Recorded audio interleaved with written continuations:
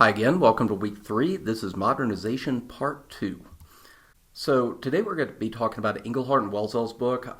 Just at the outset, as I say in every one of these videos, this video is not a substitute for reading the material. There's a lot more to their argument and a lot more evidence presented in their book that we could possibly cover in a video. And so make sure you're reading the material as well, because we're going to be talking about things during the discussion that are not necessarily covered in the video. So first of all, this is the same Welzel from the article that you read last week. He teamed up with Inglehart. The book was actually written before that article, and that article was present evidence in favor of the book. But what is this book about? Basically, as we talked about last week, there are problems with other studies. Most of the studies that followed up on Lipset's seminal article were fragmented. They focused on separate factors or correlates. So you'd have one that focused on civil society, another one that focused only on inequalities, yet another one that looked at education. And the causal mechanisms behind this were never really fully specified. It was simply, does inequality inhibit democracy? They never really said how. Some of the authors, such as Bois and Stokes, for instance, they tried to do this, and they did flesh out some of the causal mechanisms, but it, again, was very fragmented. It only looked at one aspect of Lipset's theory. Inglehart and Welzel, on the other hand, they try to provide a unified, coherent theoretical approach to explain modernization theory. So the main focus of this book is on human development, the broadening of human choice. And they argue that culture is transmitted from one generation to the other. However, values also reflect personal and first-hand experiences, and that socioeconomic development will change these personal and first-hand experiences. It changes people's conditions, and as people's conditions change, their worldview and their perspectives change. This is what they mean by human development. It's a development of humans in a society that happen following economic development. So first of all, there's a fantastic summary and overview on page 2 with a paragraph that begins with economic growth, rising levels of education information. Start there. That gives a very good broad overview of what they're arguing. And then another great quote, and again, you don't need to write these quotes down. I'm just pointing you in the right direction for the introduction of their book. They say that these changes are not a patchwork of loosely related phenomenon, but a coherent pattern that integrates seemingly isolated events into a common whole. That's the coherent, unified theoretical approach we're talking about. As it coalesces, this process of human development broadens human choice and autonomy in all domains of life. So it is this broadening of human choice and broadening of human autonomy that results in attitudes and values that are more conducive to democracy. Now, I'll say at the outset, and I'll probably say this again later, they are offering a probabilistic theory of changes in of modernization theory. By which I mean, they're not saying that only countries that have reached a post-industrial world will become democracy. Democratization and transitions can happen along the way. We've seen democratization in agrarian countries happen in our own country, the United States. The American Revolution happened well before the Industrial Revolution. So at any given point along the process, you can have a country transition to democracy. What modernization theory argues is that once a country does that, it's less likely to survive than a country that is in a post-industrial democracy. And that also does not mean, by the way, that a country that transitions in an earlier stage will always fail. America survived as well. We democratized during an agrarian society. What it means is it's less likely, and it's going to be much harder for that new democracy to survive if it's not reached a higher level of socioeconomic development. So I want to make that clear at the outset that we're not talking about deterministic theory. This is the other really good thing about this book, is that they do not cast it in deterministic terms as previous authors have done. Okay, let's dive right into their theory. This is, I believe, the second or the third chapter where they offer a revised theory of modernization, and they talk about 2 dimensions of cultural change. This is perhaps their most important contribution to our understanding of modernization. The first dimension is industrialization. It brings bureaucratization and secularization. We're going to talk about what those terms mean. But first you have industrialization. That creates a very specific change in society. And then second, you have post-industrialization, which creates, according to them, an emphasis on individual autonomy and self-expression values. And again, we're going to also talk about what those things mean as well. This is the unique contribution of Inglehart and Welzel, this two-step process. A country undergoes industrialization and people's attitudes change in a certain direction and in a certain way. And then it undergoes post-industrialization and they change again. Those values and attitudes and perspectives change yet again. And they change this time in a direction where democracy is more conducive and it creates more of a fertile soil for democracy to thrive. So let's talk about the first one. As we go from agrarian to industrial, and you remember last week when I asked you to imagine two different societies, that was really trying to get you to think and to foreshadow Inglehart and Welzel's. So let's start in an agrarian society. In an agrarian society, Inglehart and Welzel say, quote, humanity was at the mercy of inscrutable and uncontrollable natural forces. What they mean is that bounty and famine were attributed to gods. It was a very religious-based society. That people, quote, depended on things that came from heaven like the sun and rain. One prayed for good weather, for relief from disease, or from plagues and insects. Kind of sounds like Jorah Mormont's Game of Thrones quote, doesn't it? So what that means is that the people who live in an agrarian, especially one that involves subsistence living, they are at their mercy of forces that are beyond their control. They cannot control the sun or the rain. They cannot control insects coming in and eating their crops. These are things that they cannot control. And so that creates a certain worldview that is based on religion and attributes good things and bad things to the benefits or the anger of the gods. With industrialization, however, production is moved inside. In other words, you have plants, you have buildings where people work. What that means is that they don't have to wait for the sun to rise and they don't have to wait for the seasons to change. They can just turn on the light and turn on the heat if they want.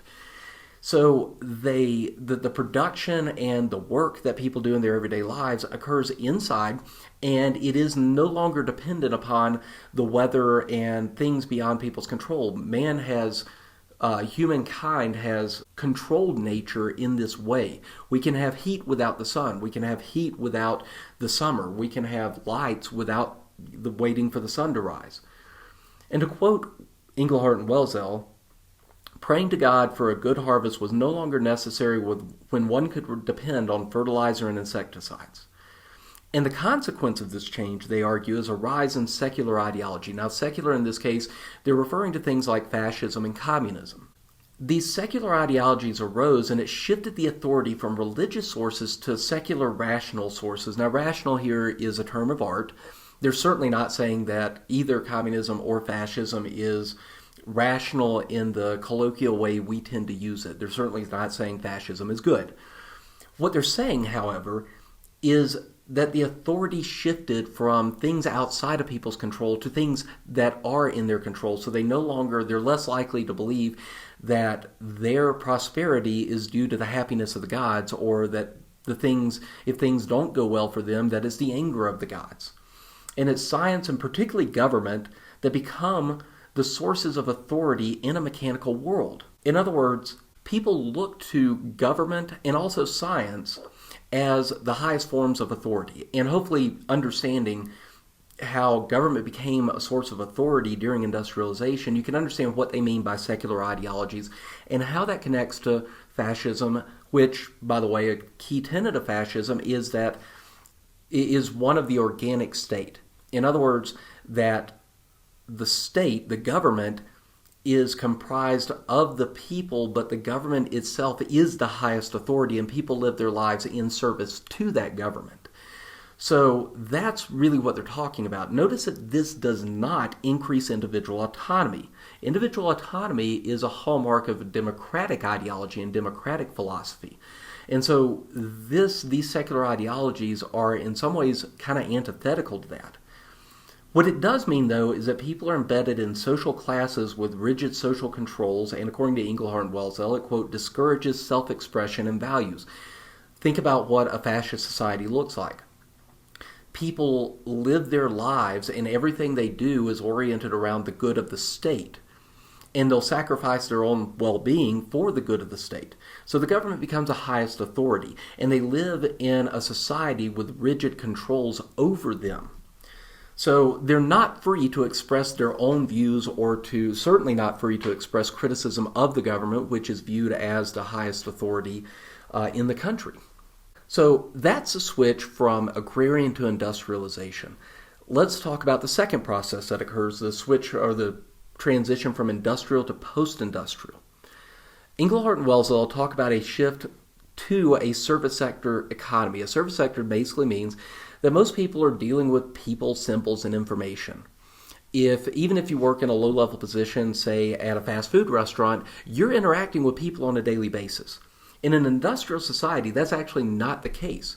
One person on the assembly line makes this widget, and that's all they do. And they don't need to talk to anybody else to make the widget. Or they put the tire on the vehicle. They get out their, hydraulic wrench and put the nuts on the tire to fix it to the car. I'm obviously not very knowledgeable about automobiles. I think it's a lesson from this little rant or ramble.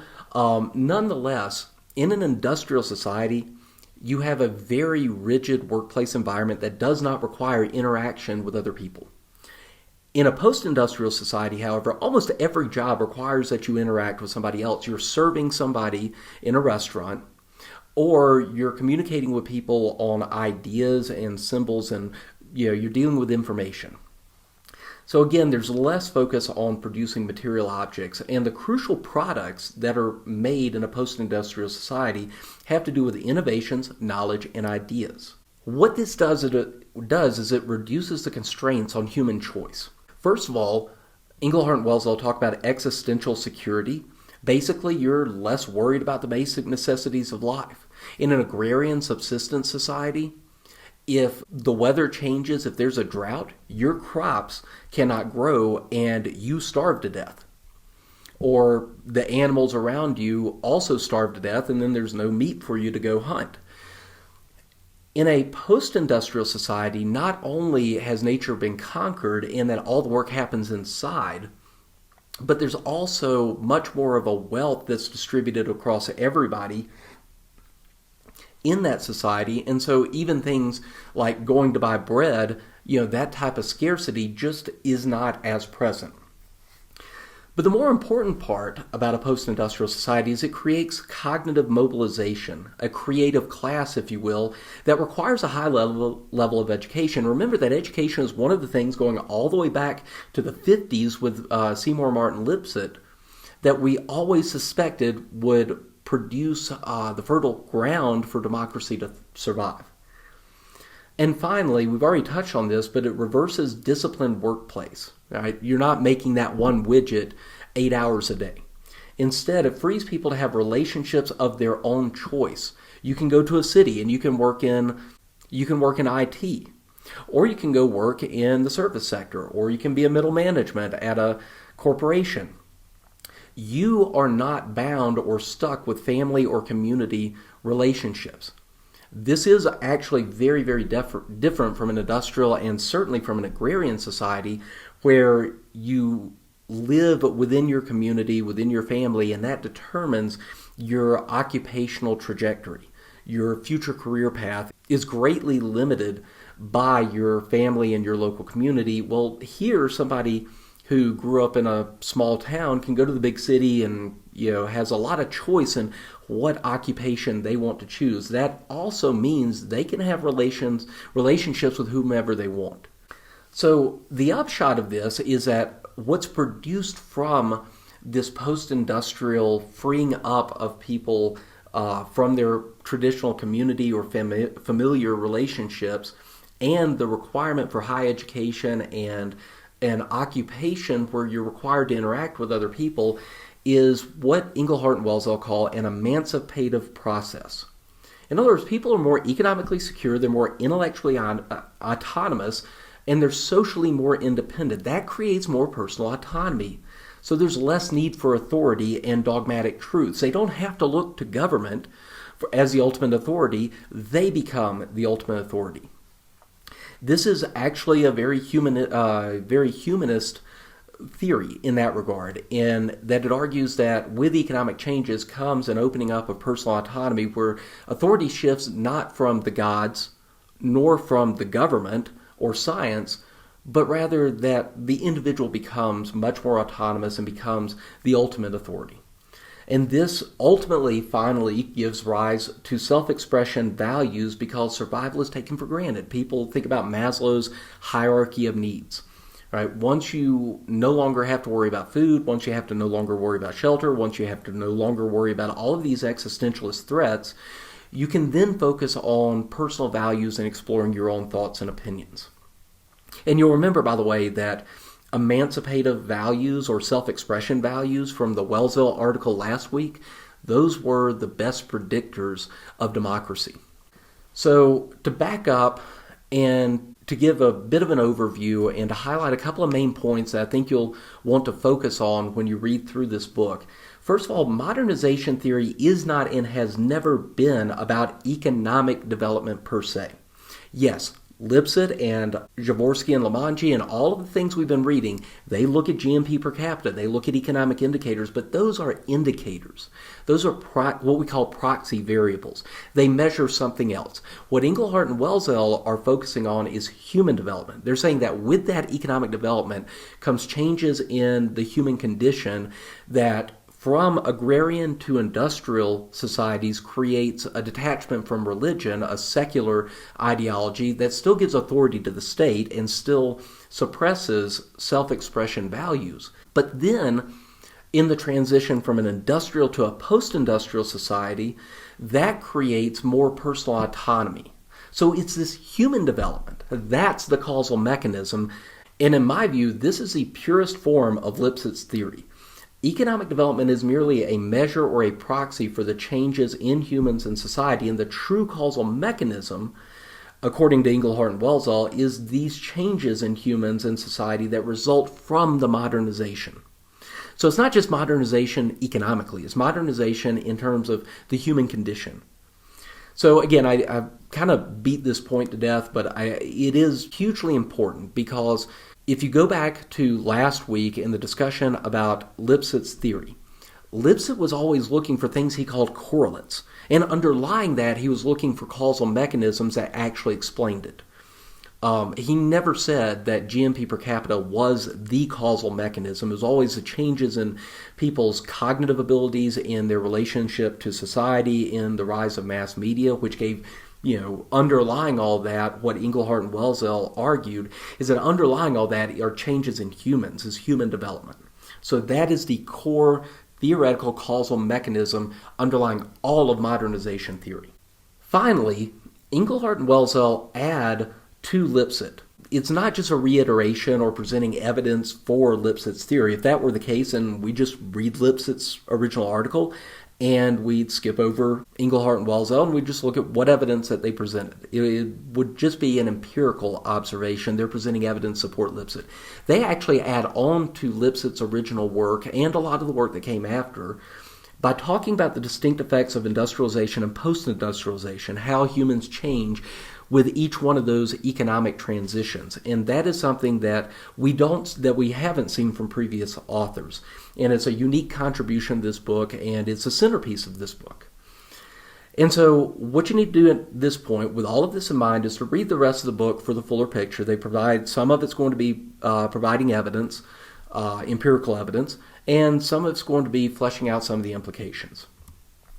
However, after you've read all the chapters, think about some of these questions. These are things we are going to discuss in the online discussion here in a couple of days.